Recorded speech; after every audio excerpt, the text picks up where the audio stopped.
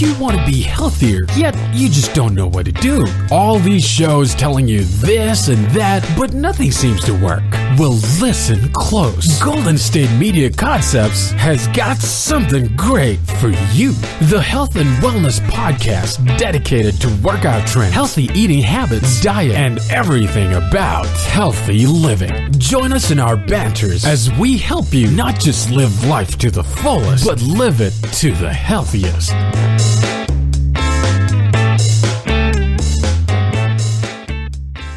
Good morning, everyone, and welcome to the Golden State Media Concepts Health and Wellness Podcast. I'm your host, Pauline, and today I wanted to discuss something that affects a lot of us and that even in a way, for me, it was kind of personal for me as well, and something that a lot of us may, or we may ourselves be affected by directly and personally and in an intimate level, or someone close to us. Now, growing up, we go through different phases and we go through different points in our lives where certain things will affect us, and a lot of times we call them like traumatic events. Like something will occur, an event, whether we cause it or it's an accident, or it may be something totally out of our control that really has a lasting impression on us,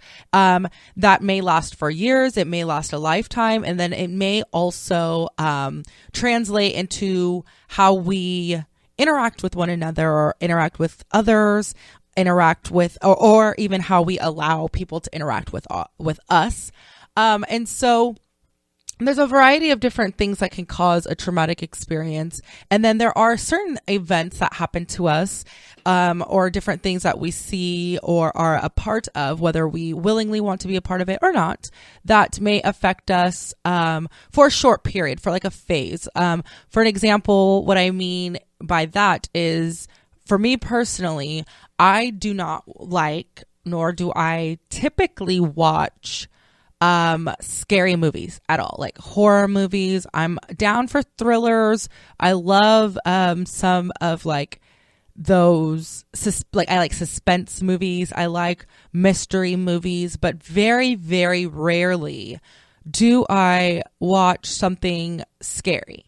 And so and for me, an event that happened that really made me that affected me for a period, and sometimes it still affects me. I'm not going to lie. It was kind of traumatic in a way, but, and like, again, this is something on a very small scale that is almost kind of trivial. And I agree if you do feel that this is a trivial example, but I'm just giving an example that to show what I'm trying to explain. And so, for instance, for me, what it was, I think I might have been like a sophomore in high school, a freshman or sophomore in high school, and I was at my friend's house, and her family was a really good family.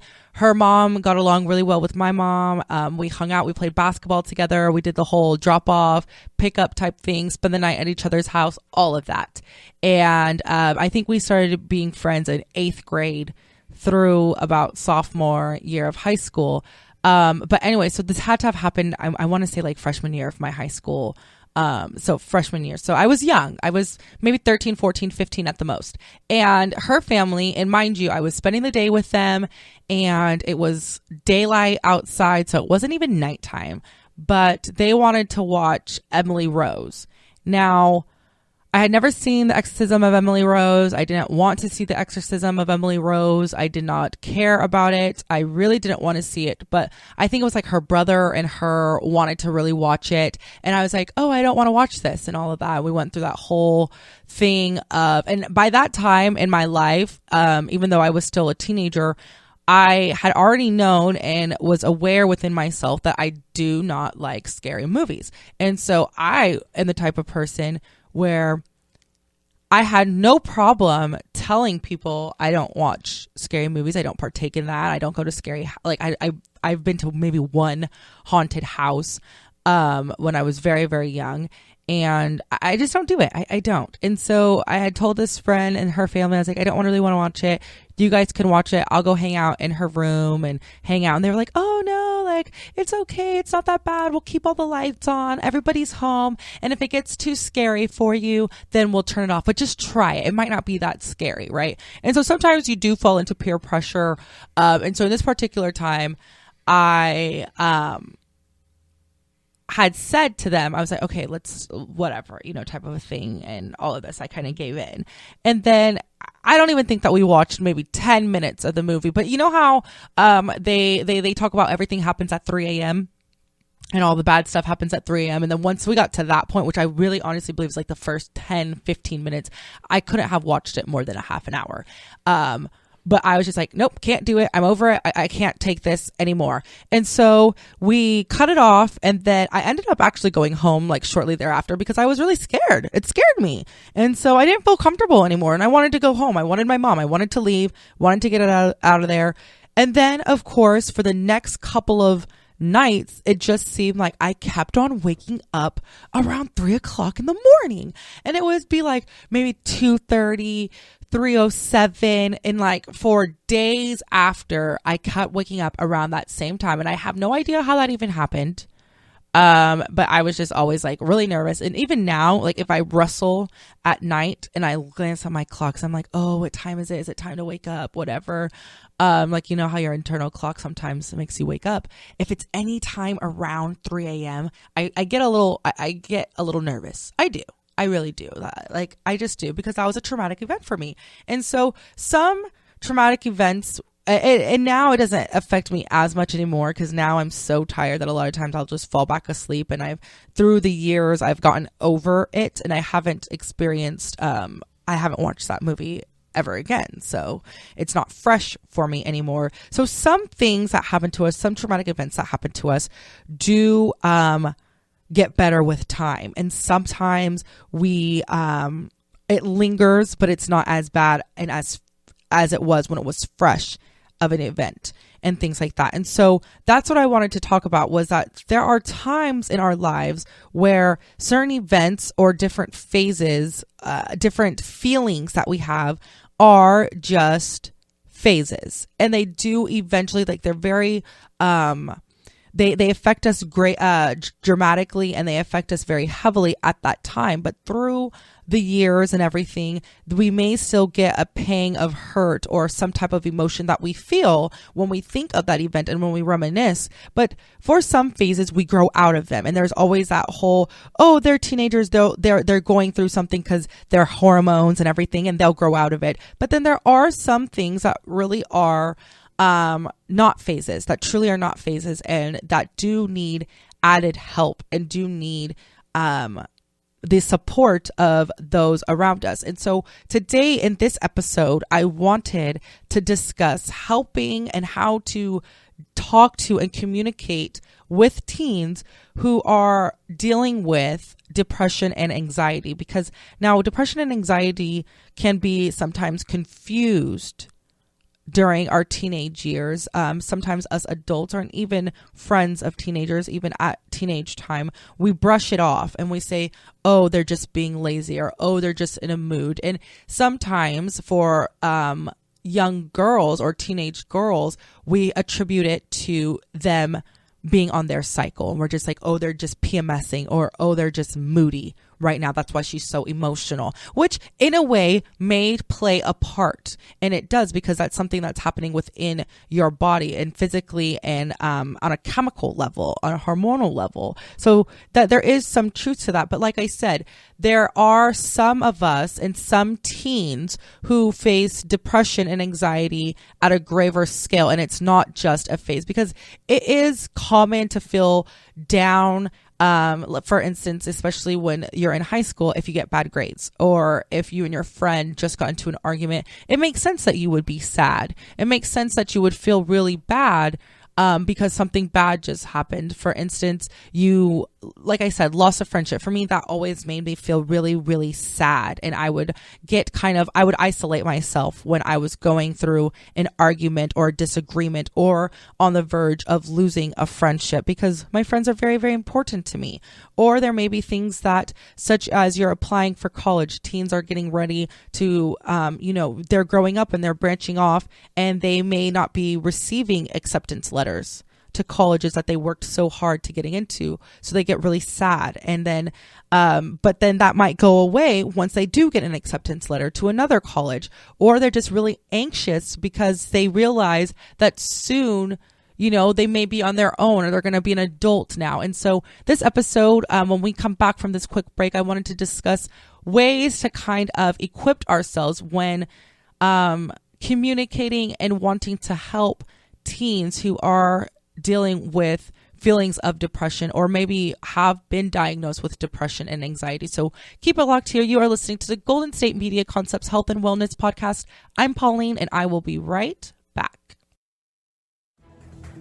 Want to find out what movies to go see? Then check out the GSMC Movie Podcast. It's your ticket to the latest movies, whether it's a new blockbuster event, romantic, comedy, or action flick. This show has got it all covered. They talk some what to go see now, don't bother, what's hot on Netflix, and everything in between. That's gsmcpodcast.com/movie-podcast. When it's all about the movies, it has to be this new show. Don't forget to like them on Facebook and follow them on Twitter. Visit gsmcpodcast.com for more info.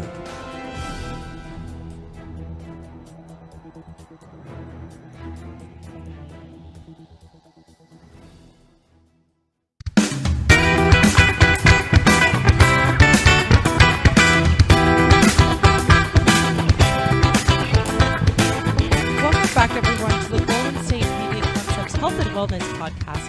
So, like I said, this episode is dedicated to helping learn how to communicate with teens who may be suffering from depression and anxiety. So, first off, I wanted to give some, which I think is very important, is learning some of like the signs and symptoms of a young person, a child or adolescent, whatever you may call them, a teenager, dealing with depression or having feelings, just feeling depressed. So some of the major and common factors would be sadness or hopelessness. They are more irritable and angry, and sometimes will lash out, whether that's just lashing out to if they have younger siblings or lashing out to their parents, a lack of enthusiasm and motivation. And this could be, which translates to a loss of interest in a lot of their favorite activities or even friends. Poor school performance. That's a really big one that's very, very common across the board, is recognizing a change in their school performance. Difficulty concentrating. They're always tired or have a lack of energy. Like all you want to do is sleep. And, but then you can't sleep. And which could sometimes, now, when I went away for college, I was dealing with a lot of, different situations that caused me to be really, really sad.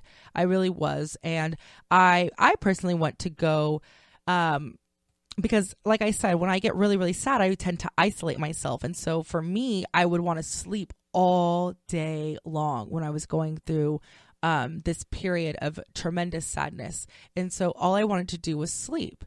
But then I couldn't sleep at night because I was always so restless, and I was always,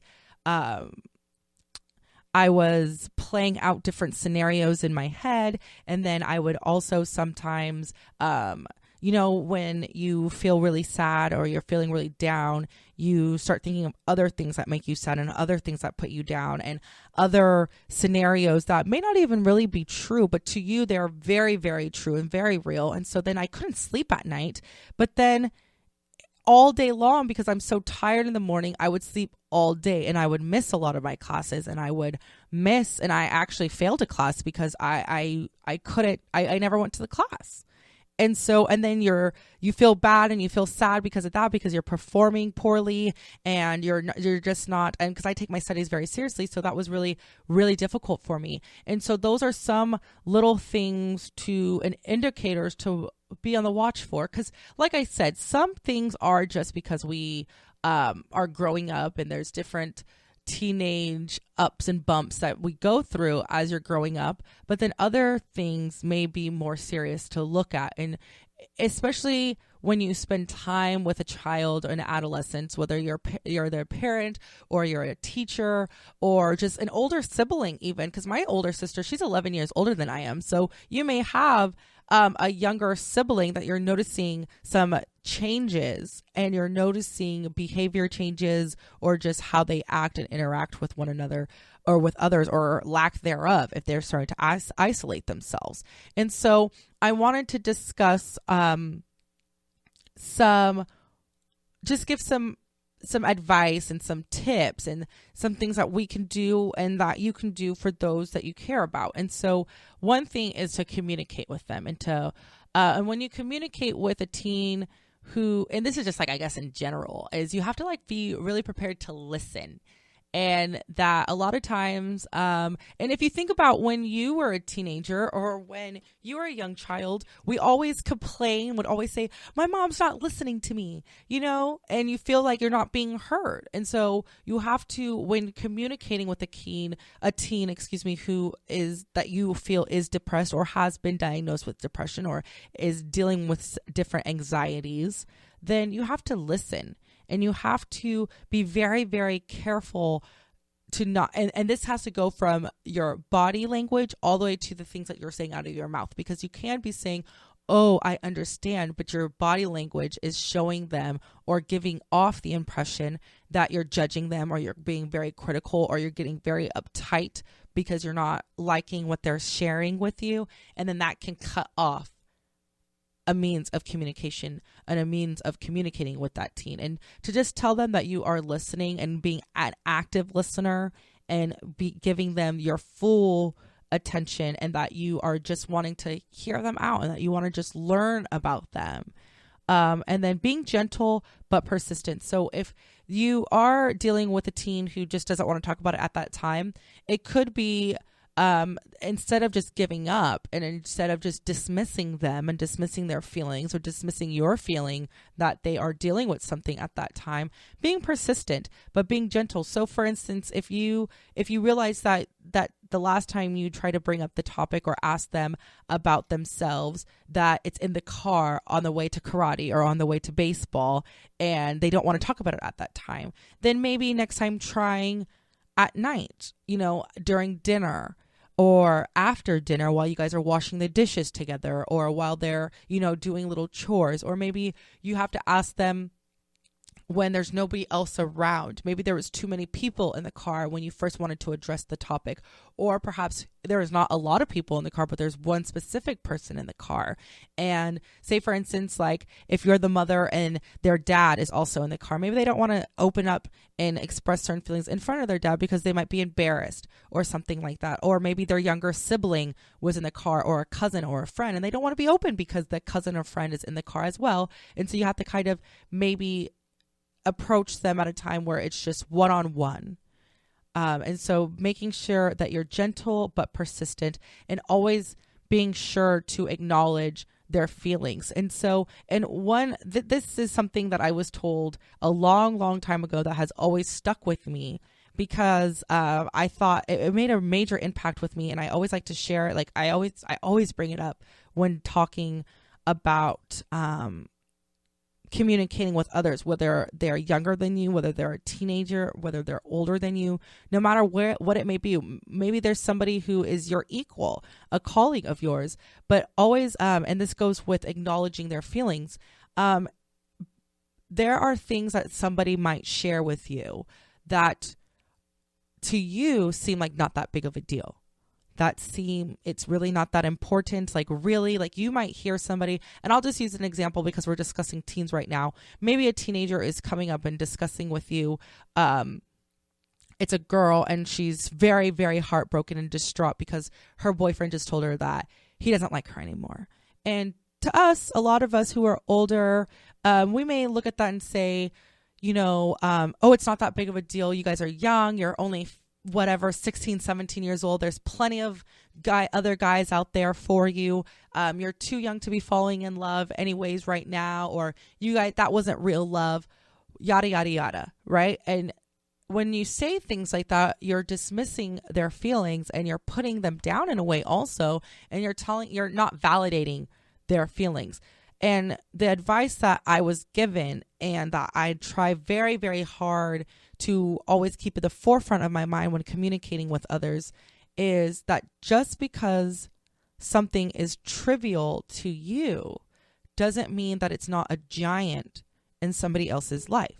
And that's very important when we're talking and communicating with others, when they're opening up to us and expressing their feelings to us, because they may be really struggling with something and something might be deeply affecting them that to us, we're just like, really? It's not that big of a deal, or you'll be over it, or, like whatever it may be.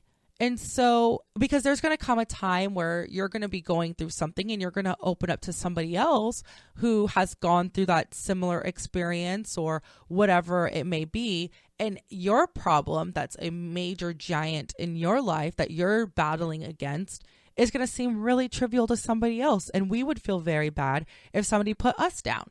And so that's very important, especially when communicating and trying to get a teen who is dealing with these sad feelings and dealing with anxiety, is being very careful that we don't dismiss a giant in their life, and recognizing and acknowledging the fact that that is a struggle for them, whether it is just grades or a relationship that is, dissolving, or somebody, whatever it may be, honestly, whatever it is. So-and-so, they're part of a girl group of friends and they didn't tell them that on Friday, everybody is wearing this specific shirt or whatever. And so they feel left out and now they feel like they have no friends, and you want to tell them, really, you have a lot of friends. You have a good life. You have so-and-so and all these other friends, and who cares about a shirt? It's just a shirt on Friday. Like, just wear it next Friday. It's not that big of a deal. But to them, it is a big deal. And it is, as an adult, we might be thinking, really, you didn't have the specific purple shirt, so you feel bad. And it does seem trivial. And maybe later on in their life, they'll realize how trivial that is. Because that happens to a lot of us. We look back on situations that were so terrible to us and we think to ourselves, oh, it wasn't that big of a deal. Or we look back on past relationships that we were in and we say, oh, thank the Lord that we're not still dating that person that we broke up, right? But at that time, it was a really big deal. So I'm going to cut it to a quick break. And then when we come back, I have a few other tips to give you. And then, I just had a few other things that I wanted to share. So keep it locked here. You're listening to the Golden State Media Concepts Health and Wellness Podcast. This is Pauline, and I will be right back. Are you looking for help for your fantasy football team? Check out the GSMC Fantasy Football Podcast. Get today's best advice on who to start, who to sit, even who you should draft. From sleeper picks to red hot lineups, they got it all covered for you. That's gsmcpodcast.com/fantasy-football-podcast. We'll cover traditional leagues, dynasty, PPR, even IDP leagues. When you need fantasy help, there's just one show to hit up. Don't forget to like them on Facebook and follow them on Twitter. Visit gsmcpodcast.com for more info.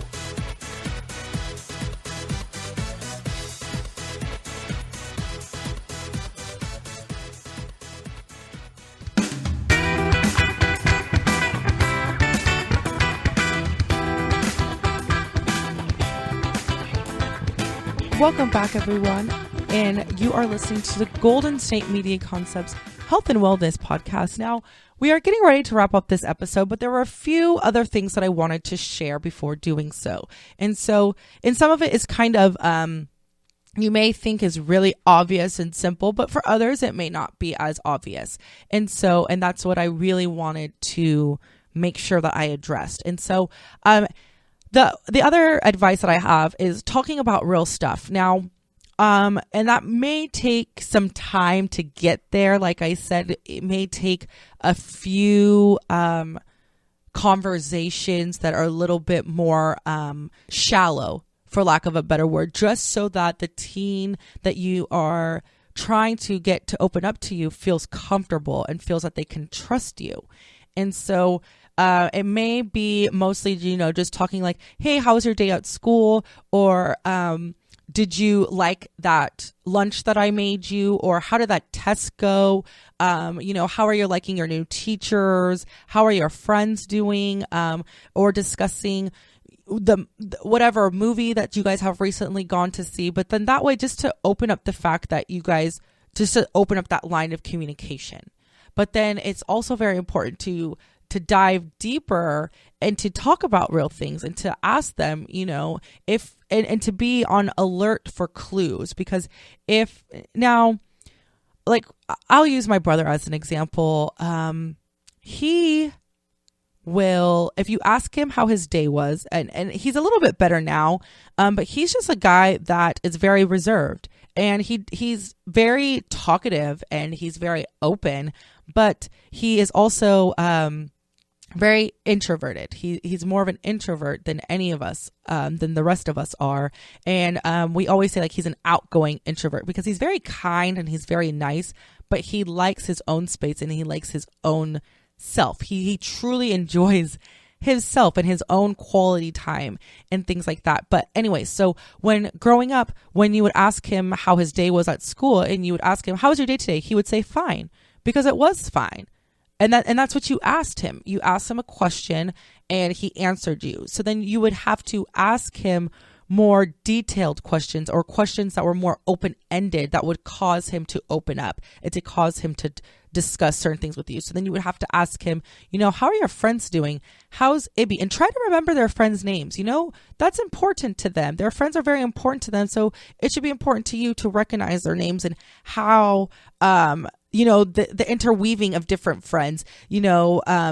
Shelly and Janae are really good friends and they live down the street, but I have math class with Matthew.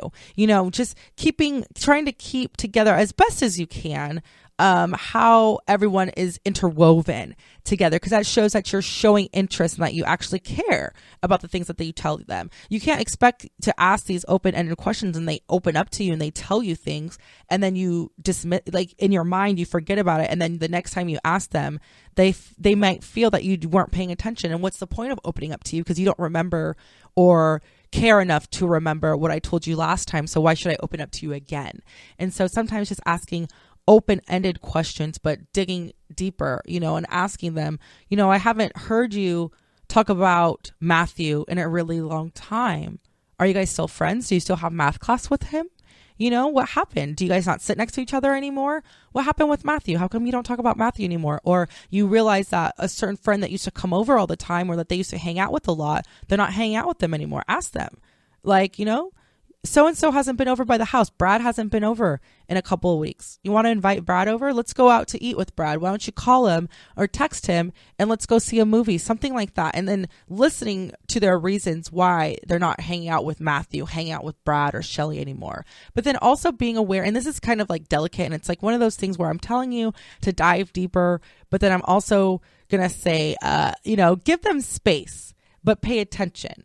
Like if they say that day, I don't want to talk about Matthew today, maybe not bringing up Matthew for a little bit or at that time, because it could just be the wrong setting in which you asked about Matthew, and then resist getting angry. So that means if they tell you or confess to you something about a friend or about something that they engaged with a friend that they're feeling bad about, being very careful not to be angry, because you don't want them to feel that they have to lie to you or feel that you're always mad when they're honest.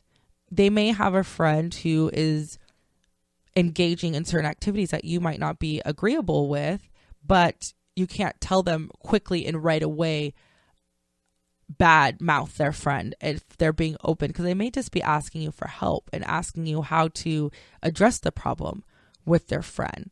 And then also, for some instances, though, that they may be going through, and depending on the teen that you are trying to help, it may be that they truly need professional help. It may be more than just needing an outlet or opening up that conversation between yourself and that teen. They may really need to see a school counselor, a therapist, or even a doctor. And a lot of times it's better with all things, the sooner the better. And so not trying to put it off, because perhaps they're not opening up to you, but you can see all of these changes. They're not eating anymore. They're not coming out of their room anymore. They're not hanging out with their friends. They're not even wanting to spend time with family. Maybe they are an avid soccer player and they love going to play soccer or love going out for jogs and running. And you realize that they haven't been engaging in any physical activity lately, and they haven't been wanting to go, and even if it's playing video games, now they may not play video games anymore. All they want to do is sleep, and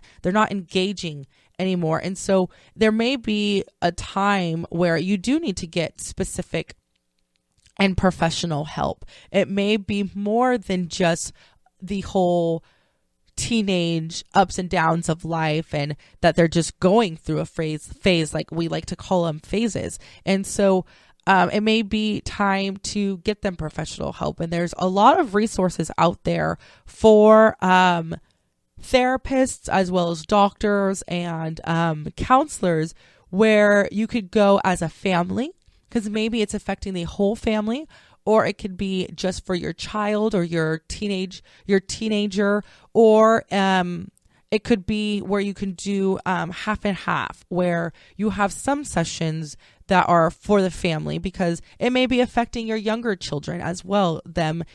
And so it's for everyone to open up and have some time. And then speaking with a counselor or a professional, or there may be times where they just want to go and speak by themselves. And that's okay too. And you can't feel bad about them wanting to do something private and to have a discussion with a professional on their own. And so there are a lot of resources to give you help in how to engage with the teen and how to talk and communicate with them, as well as resources for professionals in your area. One, honestly, a way to start would be asking other parents, actually, truly, or asking the guidance counselor, the nurse, or even your pediatrician, and letting them know that you are aware and that you are concerned, and asking them. Or if you are a teenager and you are an adolescent or a young child, because there's no age limit on depression, unfortunately. There's no age limit on sadness. There's no age limit on anxiety. There's no age limit on feeling less than. It can happen very young. It can happen at the teenage stage. It can happen at the adult stage. And so if you are someone who is listening to this and you are feeling that you are dealing with more than just a phase, and that you feel that you are depressed, you can ask your doctor. You can talk to your doctor. You could talk to a trusted adult. Maybe perhaps you don't know where to get help. You don't know where to get started. And so you can talk to, if you are religious, you can discuss this with your pastor, with your rabbi. You may be able to ask, there's a lot of resources, and even just Googling. Now, you have to take everything that you see on the internet with a grain of salt, yes, but there are ways to research different professionals in your area. And like I said, asking parents, because if you are asking parents of other teens who are maybe going through the same thing, they might have resources and outlets for you in your area. And it just has to do, because it's not just you dealing with a teenager or wanting to help and you're concerned about a teenager. There's others as well. And so just asking people around you, but being very, very careful not to divulge all of your teen's business to their best friend's mom, just because you know what I'm saying? Just being careful of that, because you don't want them to feel that they trusted you with some information and you're just going to go blab it out to everyone, because then that might cause them to, shut down and close in as well. But that's going to do it for this episode of the podcast. I feel like there's a lot of other things that I want to share on this topic. So in the future, I will be sure to do another revisit this topic as well. But like I said, you're listening to the Golden State Media Concepts Health and Wellness Podcast. You can listen to this episode as well as any future and previous episodes on our network website. That's gsmcpodcast.com, as well as on iTunes, Google Play, SoundCloud, and Stitcher. I will talk to you guys next time.